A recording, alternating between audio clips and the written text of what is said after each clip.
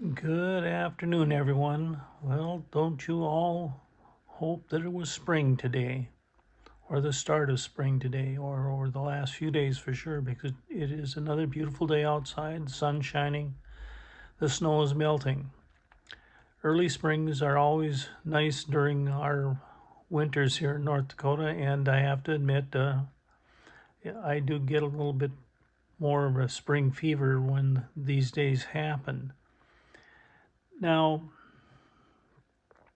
we all know that it's probably not going to be spring yet, but it is that time of the year when we do have these thaws happen and things do start looking a little bit better and we start to see the grass under it's been under snow for a long time.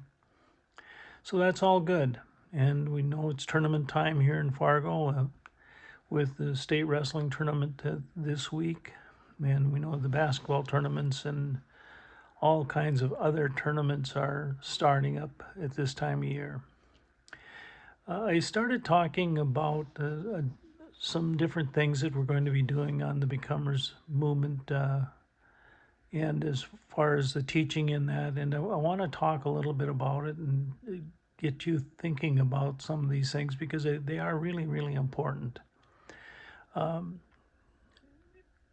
I started talking about faith last week, and I'm going to continue on with that. In fact, I'm going to continue on with that for the next several weeks, actually, because it is definitely something that's very powerful and is so very important in our life journey.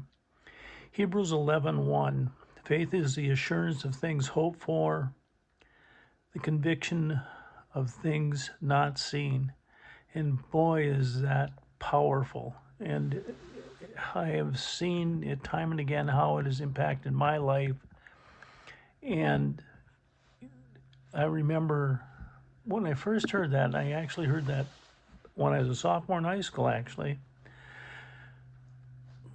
And I thought, well, what does that really mean? Well, what have I learned now that I'm a whole lot older than 15, 16 years of age? It means faith isn't wishful thinking. It's not blind optimism. It's not pretending everything will work out. Faith is confidence before confirmation.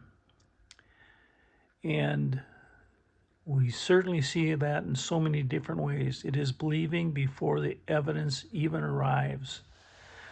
And let me, again, personal reflections.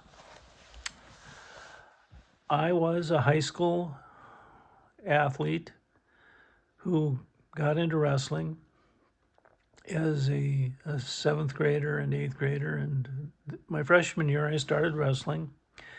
And first regional wrestling tournament was here in Fargo at Fargo North High School. And I got pinned in the middle of the Fargo North mat. And actually, since my grandson just wrestled his very last match as a senior at Fargo North, I wanted to get a picture with him in the middle of that mat.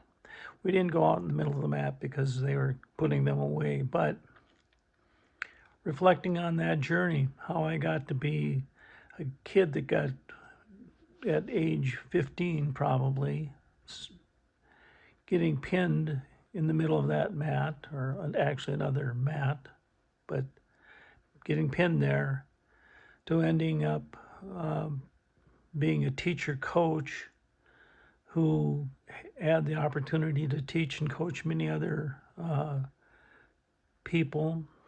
And it was a heck of a good beginning in a lot of different ways, getting pinned, because it made me get better at a lot of different things.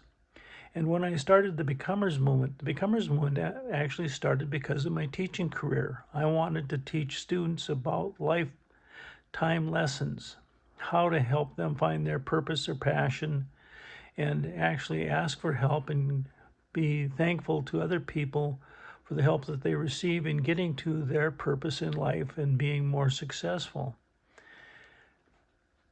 And it is something that happened for me, one, because I had a lot of good mentors, but the other one was that I had a lot of faith in that it was going to happen for me. And I was, quite frankly, very driven to be good at being a teacher and also as a coach.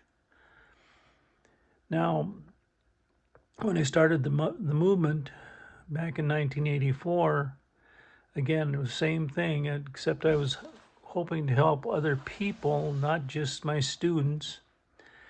And now, working in the digital world with it, I'm hoping to impact other people because of things that I've been seeing happen to other people and actually some of my students in their life journey, that I think having more skills from the Becomers movement would help them.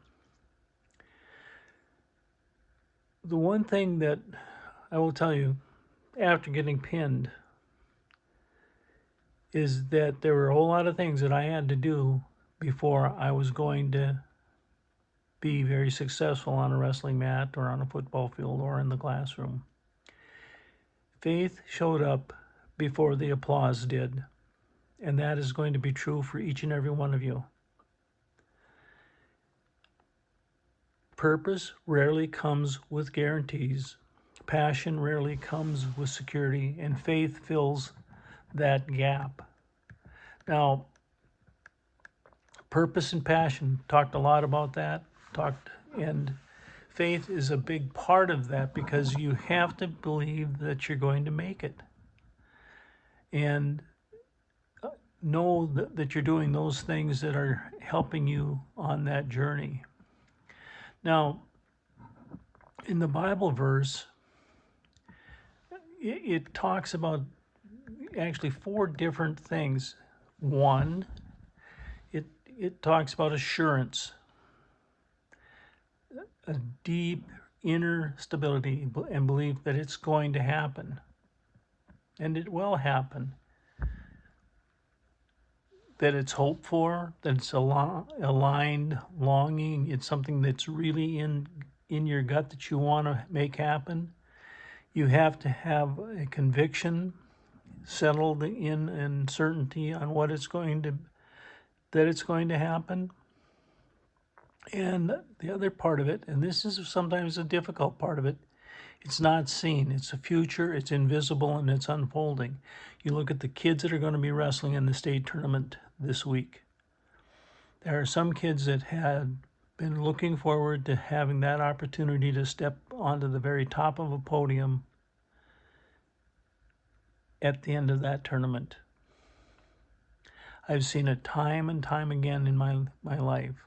I was fortunate enough to see that happen for my own grandson this past weekend, that he made some big steps in his wrestling career. Now, he's had faith that he was going to make that happen, and he did have it happen. And I hope it continues on this week. Faith is not fantasy. It's an alignment between trust and calling.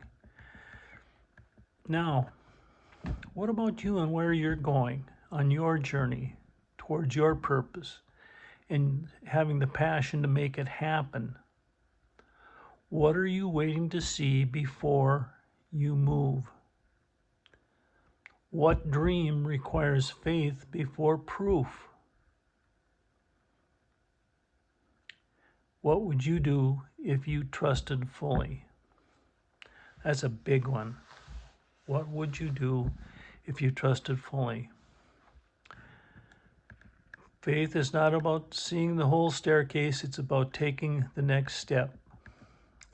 And if faith is confidence before confirmation, then maybe your next step doesn't need proof, it needs courage. I've prepared a worksheet for each of you that's on this page or below the video, as well as an invitation to join the movement.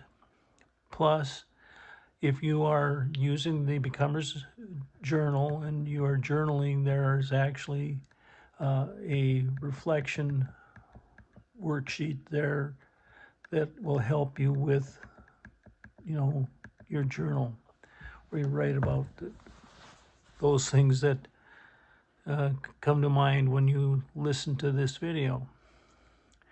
Well, again, like I say every week, go out and help somebody today, raise them up, make their day better by your helping them. And you've made their day better, their life better. And in that same gesture, you made your day and your life that much better because you were willing to do something for someone who probably was never going to be able to pay you back. And you have also done something that's going to make this world a whole lot better place. Have a good one, and I look forward to your reflections that you might write down in the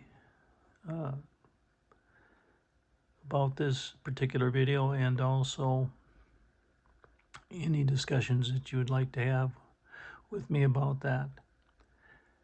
Have a good one.